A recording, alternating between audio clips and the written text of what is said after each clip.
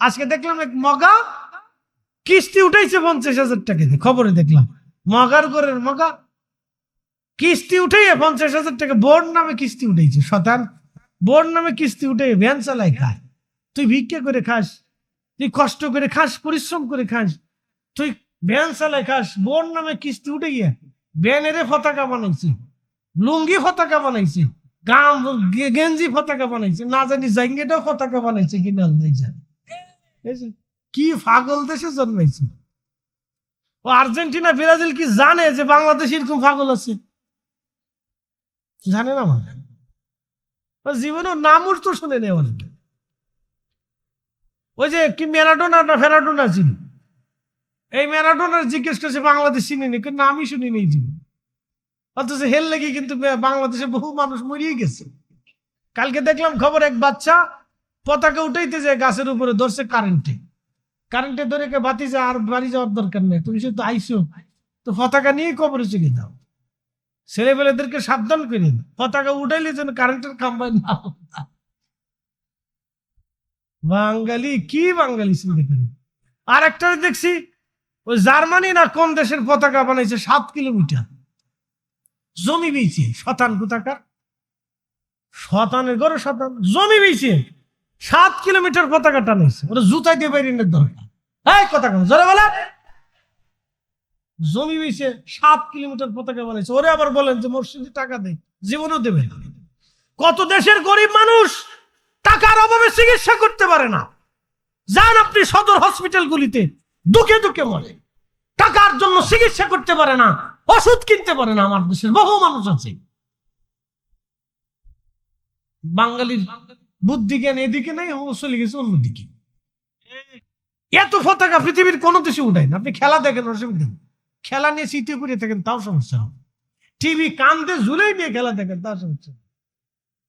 পতাকা যে টানাইছে টেকাটা কার? আপনার নিজের তো। ওটা আকাশে উড়ে নষ্ট। কিয়ামতের ময়দানে আল্লাহ জিজ্ঞেস করবে, বান্দা তুমি তো পতাকা উঠে টাকা নষ্ট করছো, টাকাটা কি আমার মসজিদে দিলে হতো না? তো না দিয়ে তুমি এখানে দিছো কে? কি জবাব দিবে?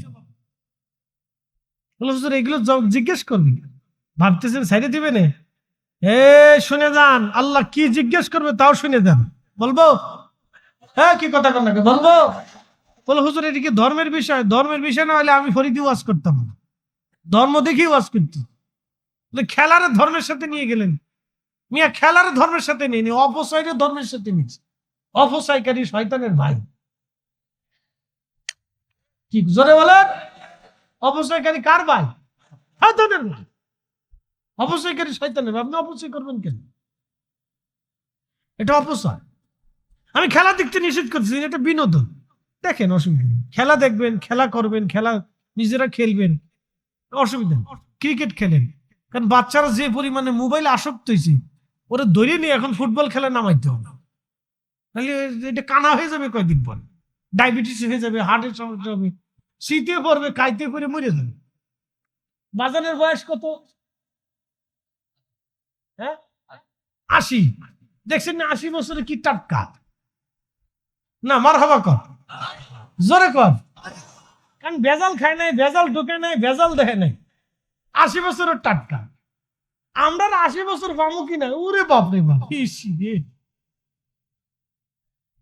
আর আমরা ফুলা মানে এখন কি করে? খালি মোবাইল নিয়ে শীতে খাইতে করে বলতে মরে যাবে কয়েকদিন পরে, ঠাস কেটে পড়িয়ে গাড়ির উপর ভ্যানের উপর পড়ে গেছে।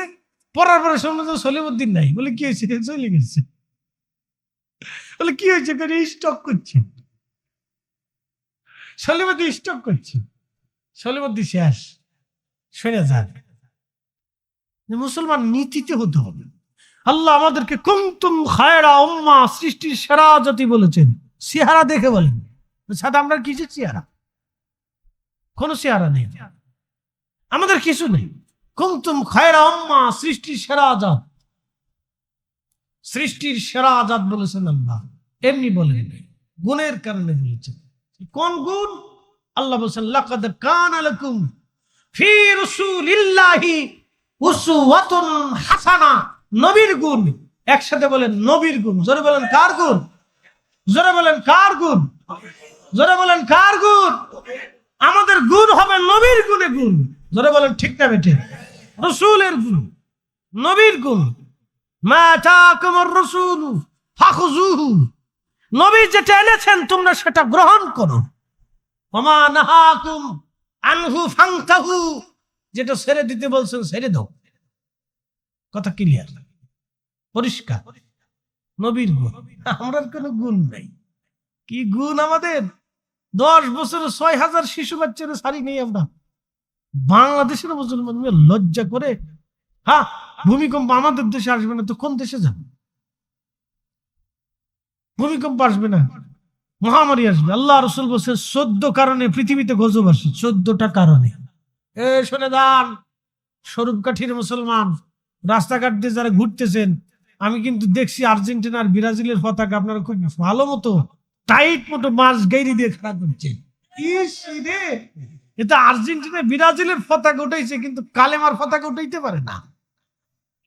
আসতে কন বলে আল্লাহু আকবার পতাকা জীবনে উঠান নাই, ও ব্রাজিলের পতাকা উঠিয়ে ফেলছেন একবার, খুব গাইয়ে দিয়ে উঠিয়েছেন। হ্যাঁ, খুব মজবুত করে। আজকে দেখলাম এক মগা কিস্তি উঠাইছে 50,000 টাকা দিয়ে, খবরে দেখলাম। মগার ঘরের মগা কিস্তি উঠাইয়া 50,000 টাকা বোর্ড নামে কিস্তি উঠাইছে। শতান বোর্ড নামে কিস্তি উঠে ভ্যান চালাই খায়। তুই ভিক্ষা করে খাস, তুই কষ্ট করে খাস, পরিশ্রম করে খাস, তুই ভ্যান চালাই খাস, বোর্ড নামে কিস্তি উঠে গিয়া ভ্যানের পতাকা বানাইছে, লুঙ্গি পতাকা বানাইছে, গাম গেঞ্জি পতাকা বানাইছে, না জানি জাঙ্গিটাও পতাকা বানাইছে কিনা। কি পাগল দেশে জন্মাইছে। ও আর্জেন্টিনা ব্রাজিল কি জানে যে বাংলাদেশ এরকম পাগল আছে? জানে না, মানে জীবনে নামও তো শুনে নেই অনেকে। ওই যে কি ম্যারাডোনা না ফেরাডোনা ছিল, এই ম্যারাডোনার জিজ্ঞেস করছে বাংলাদেশ চিনি নি, নামই শুনি নেই জীবন। অথচ হেল লেগে কিন্তু বাংলাদেশে বহু মানুষ মরিয়ে গেছে। কালকে দেখলাম খবর, এক বাচ্চা পতাকা উঠাইতে যায় গাছের উপরে, ধরছে কারেন্টে ধরে কে বাতি যা, আর বাড়ি যাওয়ার দরকার নেই, তুমি সে তো আইসো, তো পতাকা নিয়ে কবরে চলে যাও। ছেলেবেলেদেরকে সাবধান করেন, পতাকা উঠাইলে যেন কারেন্টের খাম্বায় না। বাঙালি কি বাঙালি চিন্তা করেন। আর একটা দেখছি ওই জার্মানি না কোন দেশের পতাকা বানাইছে 7 কিলোমিটার জমি বেয়েছে, শতান কোথাকার, শতানের ঘরে শতান জমি বেয়েছে, 7 কিলোমিটার পতাকা টানাইছে। ওরা জুতাই দিয়ে বাইরের দরকার। এই কথা কথা জোরে বলে, জমি বেয়েছে 7 কিলোমিটার পতাকা বানাইছে। ওরে আবার বলেন যে মসজিদে টাকা দেয়, জীবনও দেবে। কত দেশের গরিব মানুষ টাকার অভাবে চিকিৎসা করতে পারে না। যান আপনি সদর হসপিটালগুলিতে, দুঃখে দুঃখে মরে, টাকার জন্য চিকিৎসা করতে পারে না, ওষুধ কিনতে পারে না। আমার দেশের বহু মানুষ আছে। বাঙালির বুদ্ধি জ্ঞান এদিকে নাই, চলে গেছে অন্যদিকে। পৃথিবীর কোন দেশে এরকম নাই। যান আপনি ইন্ডিয়াতে চলে যান, পার্শ্ববর্তী দেশে ইন্ডিয়াতে একটা পতাকা পাবেন না। যান পৃথিবীর কোন দেশে এরকম নেই। এত পতাকা পৃথিবীর কোন দেশে উঠায় না। আপনি খেলা দেখেন, অসুবিধা নেই, খেলা নিয়ে স্মৃতি করে থাকেন তাও সমস্যা হবে। টিভি কান্দে ঝুলেই নিয়ে খেলা দেখেন তাও সমস্যা। পতাকা যে টানাইছেন, টেকাটা কার? আপনার নিজের তো, ওটা আকাশে উড়ে নষ্ট।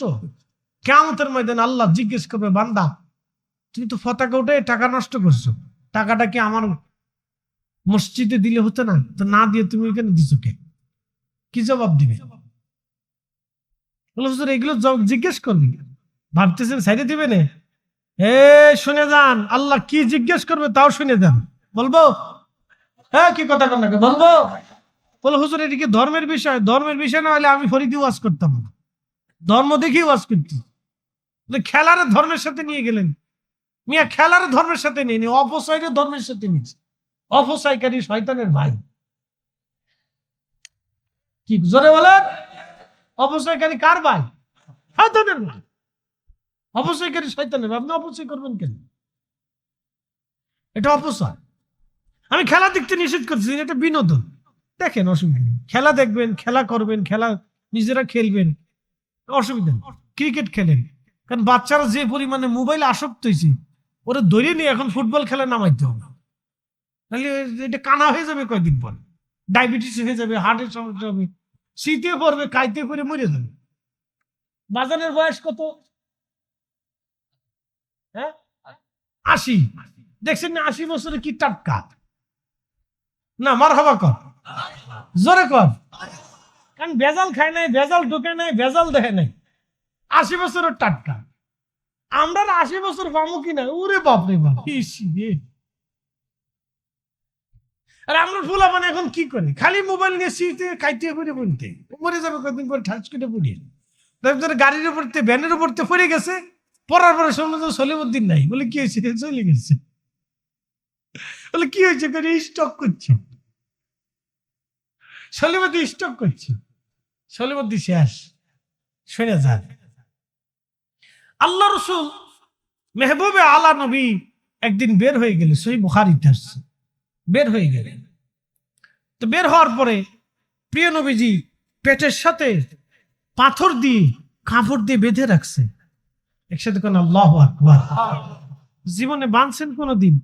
না, এই সুযোগ আমাদের হয় নাই, রাসূল বাঁধছেন।